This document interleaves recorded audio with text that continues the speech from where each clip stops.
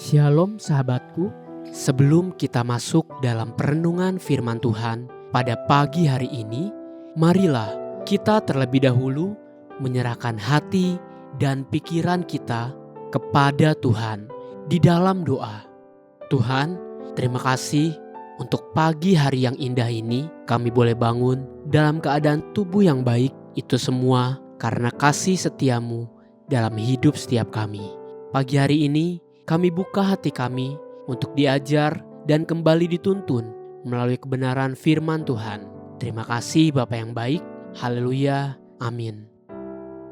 Pagi hari ini kita akan merenungkan kebenaran firman Tuhan dengan tema Jangan Menggenggam Terlalu Erat.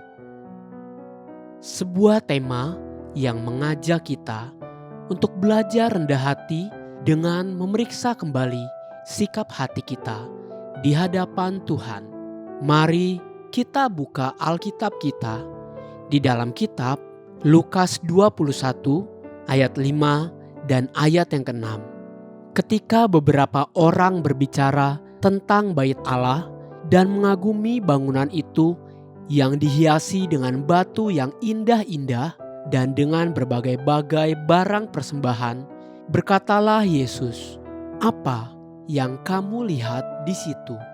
Akan datang harinya di mana tidak ada satu batu pun akan dibiarkan terletak di atas batu yang lain. Semuanya akan diruntuhkan." Salah satu sifat Allah yang berkali-kali dinyatakan di dalam firman-Nya adalah Dia adalah Allah yang cemburu. Kecemburuan Allah itu terjadi sebab Dia mengasihi kita. Tuhan tidak ingin hati manusia bercabang atau mendua hati terhadap berhala-berhala yang menjadikan Tuhan bukan sebagai satu-satunya hasrat dan kebanggaan kita. Tanpa kita sadari, hasrat dan kerinduan bahkan kekaguman kita, manusia yang telah menerima begitu banyak kebaikan Tuhan bisa perlahan-lahan bergeser kepada berhala-berhala lain yang bukan Tuhan. Apabila kita melihat kepada banyak mega church yang ada di seluruh bumi, sepertinya kita perlu belajar satu perkara, sebab hal ini terjadi berkali-kali tanpa sedikit pun membekas dalam pikiran kita untuk belajar sebuah kebenaran. Ada begitu banyak gereja-gereja yang seakan-akan hanya hidup semusim, dimulai dengan bertumbuh, lalu menjadi besar, berbuah lebat, kemudian mati perlahan-lahan. Di antara anak-anak Tuhan, kita pun seringkali memulai dengan mengenal Tuhan, lalu bertumbuh dan merasakan pemeliharaan, bahkan berkat-berkat Tuhan. Kemudian tidak sedikit yang berguguran dan terhisap oleh kesenangan dunia. Kenapa baik gereja secara korporat, hamba-hamba Tuhan, dan begitu banyak anak-anak Tuhan tidak pernah belajar dari sejarah gereja? Tidak sedikit dari kita yang harus terus-menerus mengulangi kesalahan di dalam sejarah tanpa pernah mau belajar dari kesalahan-kesalahan tersebut di masa-masa yang silam. Gereja dalam arti organisasi atau gedung itu bukan Tuhan. Pelayanan kita pun bukan Tuhan. Jangan sekali-kali mempertahankannya sedemikian rupa sampai kita lupa bahwa semua itu bisa menjadi berhala bagi kita yang menimbulkan kecemburuan Tuhan. Berkat-berkat yang telah kita terima, pekerjaan baik, usaha baik, dan keuntungan baik, semua itu bukan Tuhan. Itu hanya dipercayakan Tuhan kepada kita yang sewaktu-waktu bisa diambil dari kita. Jangan dipertahankan sedemikian rupa atau digenggam erat-erat sampai-sampai kita rela berbuat jahat dan melanggar firman Tuhan atau merugikan orang lain. Di dalam Keluaran 4 dikisahkan bagaimana Tuhan awal mula pertama mengajarkan Musa tentang jalan-jalannya. Perhatikan apa yang dituliskan di Keluaran 4 ayat yang pertama sampai yang keempat.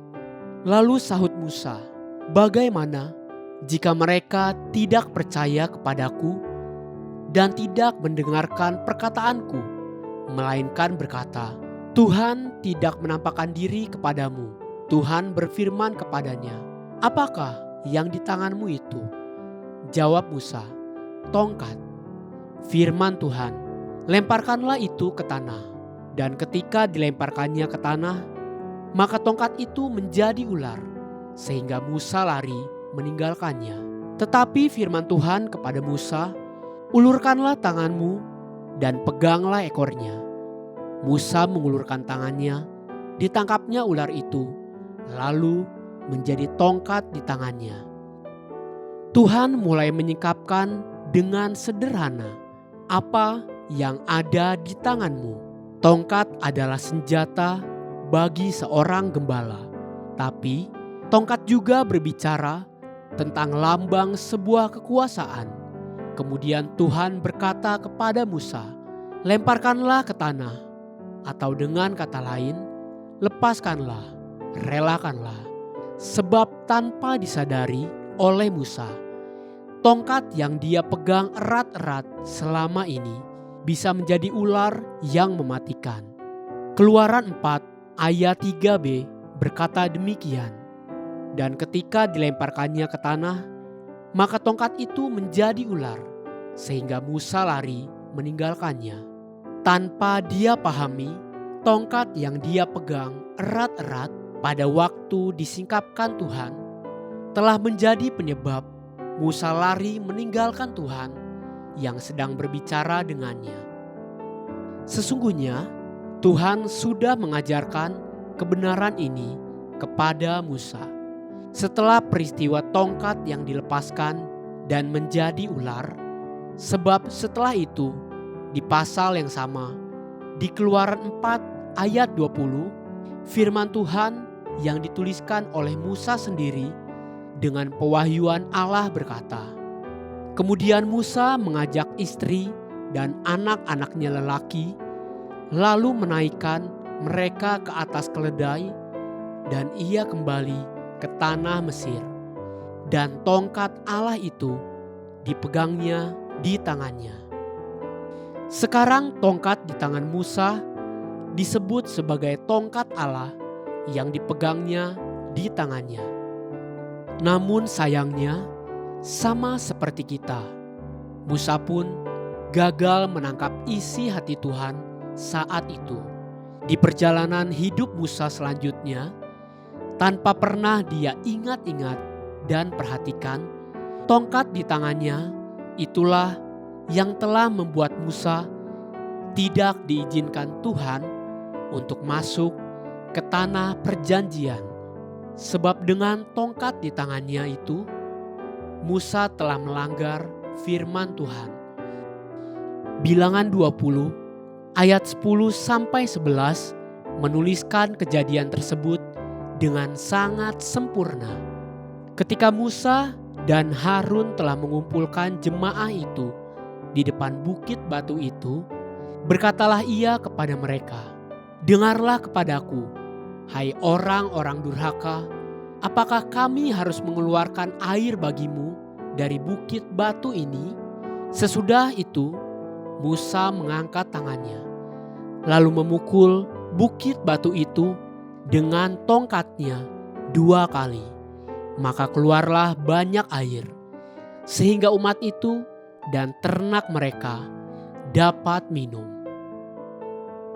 Haleluya, sahabatku, biarlah firman Tuhan pagi ini menjadi terang bagi langkah kita dan kekuatan bagi perjalanan hidup kita sepanjang hari ini. Mari kita menutup renungan ini dengan doa. Terima kasih Tuhan Yesus yang baik untuk kebenaran firman-Mu yang telah kami dengar. Tuhan, terus mampukan setiap kami dan ingatkan selalu setiap kami untuk mau melepaskan semua yang ada pada kami yang mengganggu hubungan kami dengan Engkau. Kami mau Engkau yang selalu menjadi terutama dalam hidup setiap kami. Amin. Jesus loves you and so do I.